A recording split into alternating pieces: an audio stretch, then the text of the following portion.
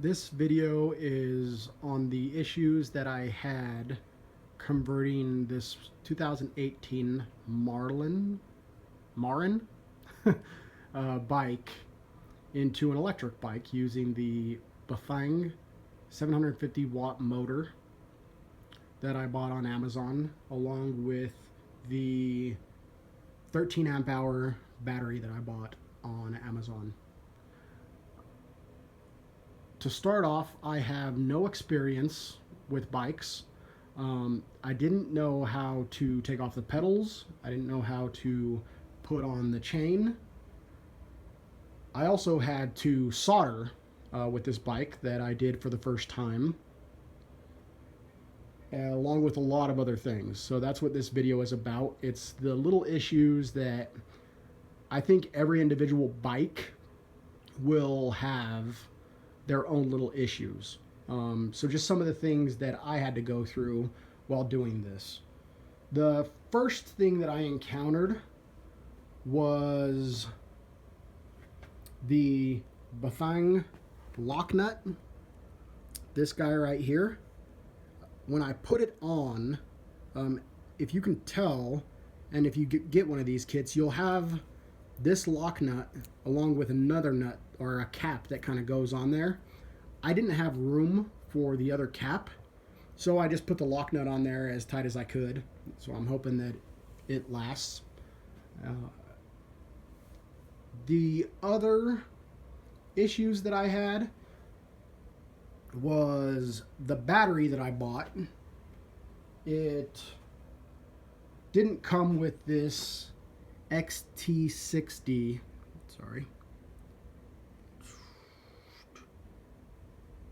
XT60 connector. It only came with the wiring that came through the main connector.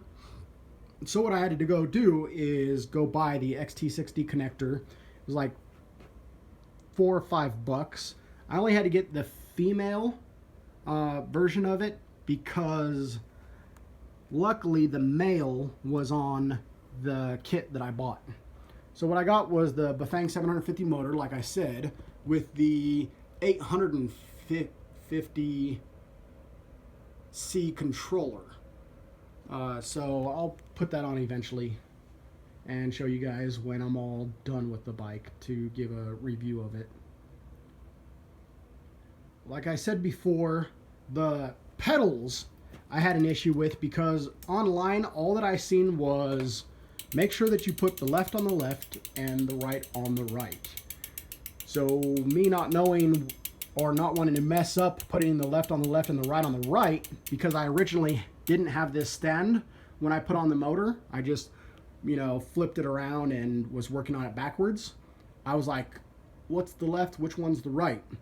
And then I ended up looking at, I believe, YouTube videos, and luckily I found someone saying that when you're on the bike, actually sitting on the bike, and you're straddling it, your left side is the bike's left side, your right side is the bike's right side. So something easy, but it gave me a little issue that I had to stop because I didn't want to mess it up, and I wanted to make sure I put the left one on the left one, the right one on the right one. They don't tell you that pedals are hard to take off if you take off the pedals after. So, because you need, I guess, the torque to that you can get with the pedals on the bike. So I recommend taking the pedals off of the bike first before you even take them, taking the pedals off the bike before you even take the crank or whatever this thing is. Like I told you, I have no idea about bikes. So before you take this off, take the pedals off, because I didn't know what I was doing, and I paid someone like $10 to take off the pedals, but then it realized that you just need a little bit of elbow grease because I guess I was a little weak that day. So like I said, I paid someone $10 to take them off for me. Another issue that I had was the chain. When I took off the chain in order to put the motor on, the mid-drive motor, I had previously a T 34 chainring on there, and what is on there now is a T44. So after I put on the motor and everything, and I started putting on the chain, again, when you put on the chain, also make sure that you put it all the way to the lowest gear. I didn't do that. And then make sure that you actually know how to put it on. Look it up on YouTube. I had to. But another issue that I had is I went and bought another chain because I thought that because the T-ring was a 44, mine was a 32 prior, that now my chain was too small and I had to go and buy a new one. That's not the case, so don't go and do that. What I found out after I bought the chain and I was putting it on, that it still didn't fit. And I was like, why is this still not fitting? It's a brand new chain. I haven't took out any chain links, anything like that. So what I come to find out is that this derailleur comes forward. It pushes forward. You see all the slack on there now? And then it locks up after. I didn't know that. So all you have to do is just pull the chain hard, and make this, whatever this is called, I think it's a derailleur, go forward, and it gives you that slack so that you can then lock it again. I also had to buy bike chain grips, pliers, whatever they are.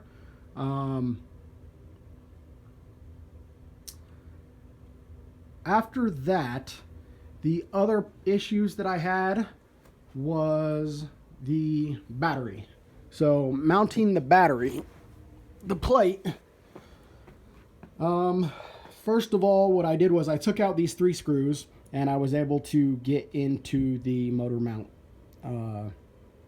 this metal casing, and luckily it had this right here that I was able to put a screw through, right in between the wires, and attached it down this one right here. So the screw that originally came with the bike, this bad boy, I put through there, and I was able to mount that through without drilling a hole into this metal casing because it's pretty thick. And I didn't want to have to use a drill bit to try and get that through, even though I might have been able to. Then what I ended up doing was I put the battery and everything on the bike just to make sure it's where I wanted to go and it had room and everything. And then I just lined up that's the first one.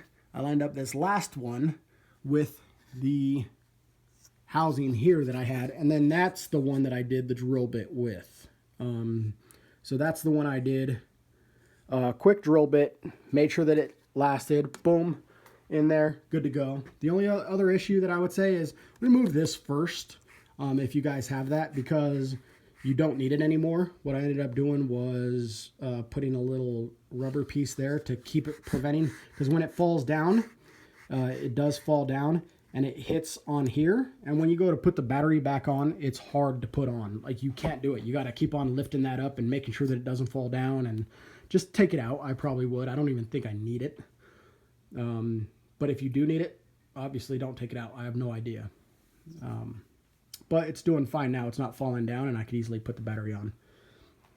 The other problems that I had when I got the battery, the XT60 connector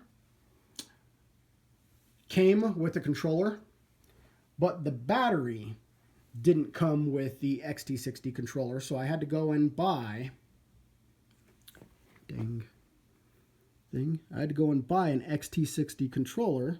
Come on, focus. It's an XT60 controller, the female version of it. And then I had to learn how to solder for the first time. Got my finger a little bit, so watch out when you solder. It's hot, just like they say. They're not lying to you. So I had to solder it because when I took it out for a test drive, everything kind of died on me. And I was like, what the heck? Why is it dying on me? And then I realized that I didn't solder these. All I did was stick the connectors on here and then plugged it in and then put the battery on to see if it would work. I knew that it probably wasn't the fix to solve my problem in the long run, but I just wanted to see if the bike worked and if all the work that I'd done up to this point was worth it. Turned out it did work, but when I was hitting bumps and everything, and these were connected,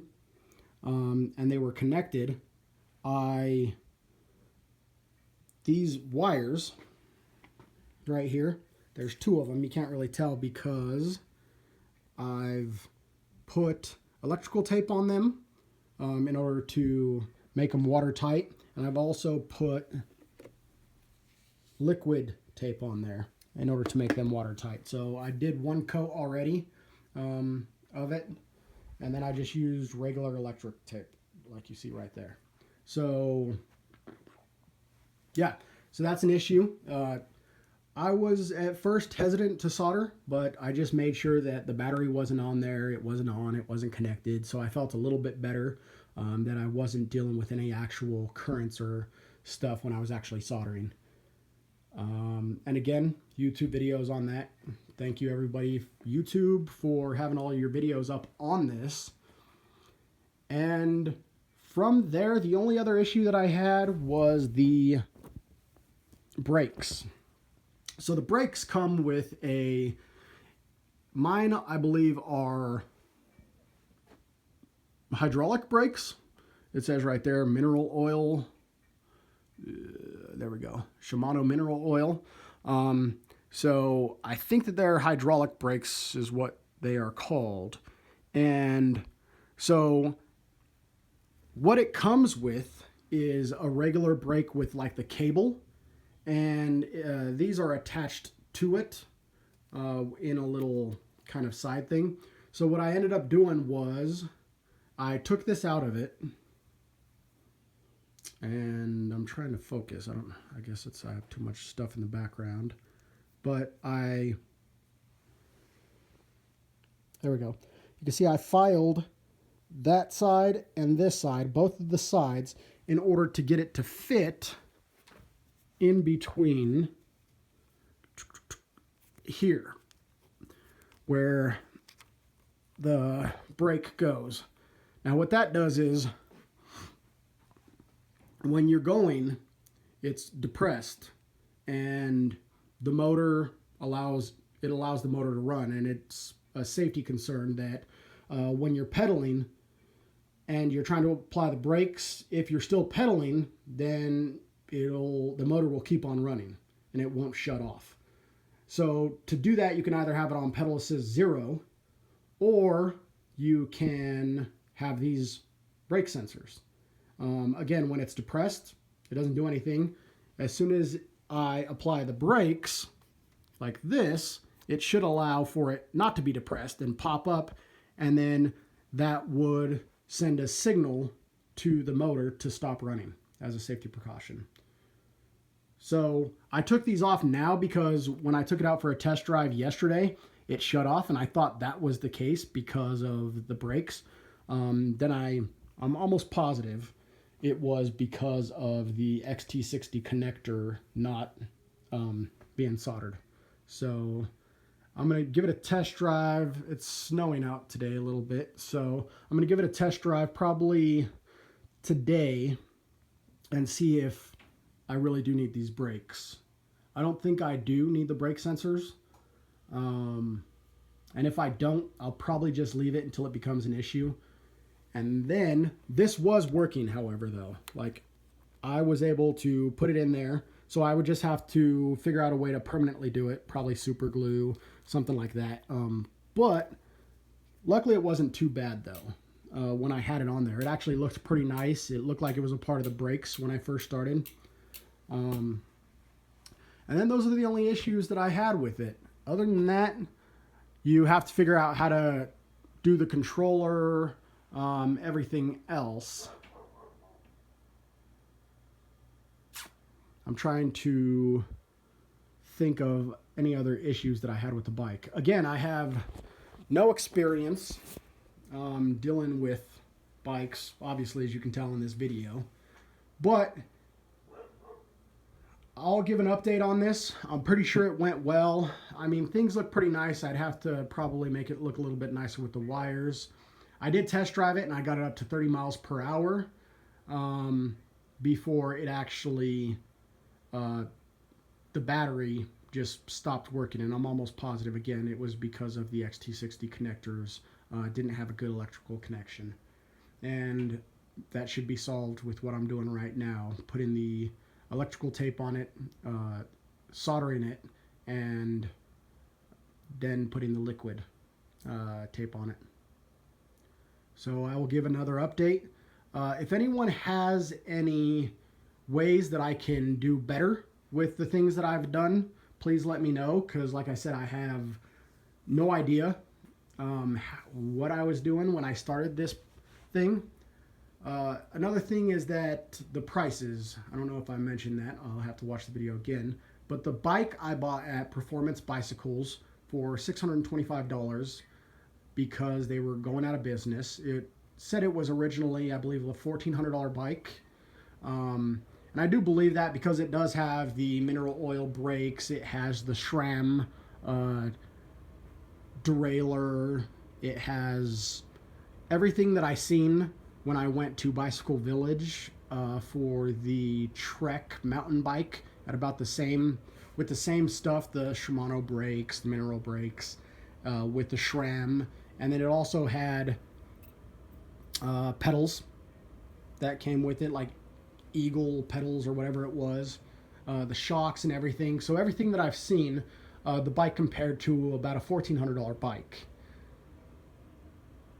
The Bafang motor I got on Amazon for $499.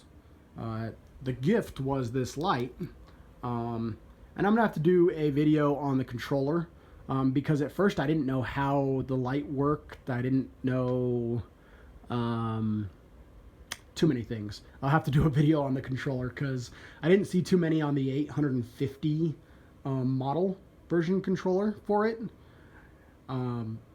But so I had a couple things I was like, what's going on with it?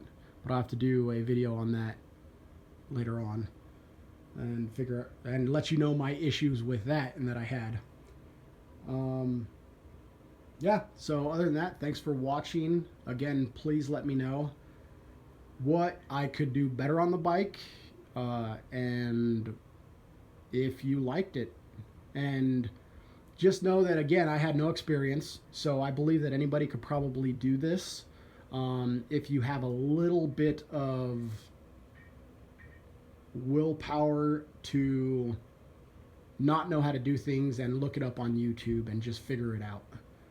Also, the battery, I don't know if I said it, the battery I got on Amazon as well. It's a 13 amp hour battery, and it was $289. With this, I did have to buy, like I said, let me go in the garage and show you guys what I had to get.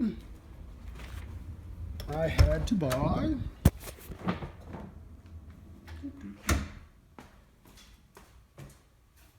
a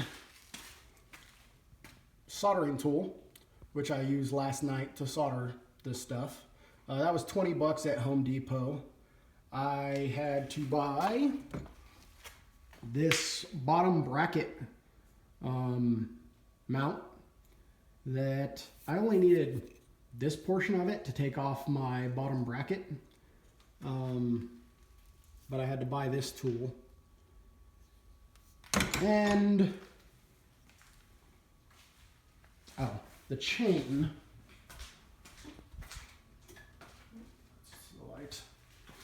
the chain that I bought was right there, the SRAM chain that I'm just gonna keep, because when I was looking at YouTube videos, I realized that I didn't realize that you have to change the chains out a decent amount depending on how hard you drive it, how long it is, how hard you're on I don't know what it's called, but depending on how you ride and how long you ride, eventually you're gonna have to change out the chain. So I just left it and kept it in there. Other than that, I already had everything else, so I didn't have to buy anything else. Had to buy the electrical tape, had to buy the chain, had the bottom brackets. Oh, So I take that back. I had to buy, where are the, oh, they're in here, I believe. I had to buy the chain, the pliers for the chain. So again, everything I bought on Amazon or Home Depot, I did have to buy the electrical tape, but here we go.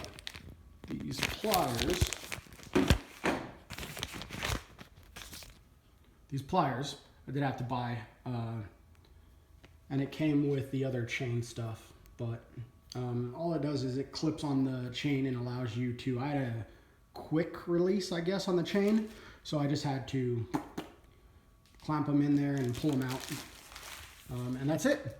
All right, well, thank you for watching, and please comment, let me know what I could do better, what I messed up that is a big safety concern, but I don't think anything's too big of a safety concern.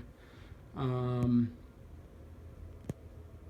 go ahead and comment if you have any questions, and I can do a detailed version of what I did on the bike if you have really any questions or want me to do a detailed version of how I actually did the bike in terms of what tools I used, where I had to, you know, do everything. Had to take off a chain, just like easy stuff like that. I can't go obviously too into it, but I can do the small things. All right, thanks again and have a great day.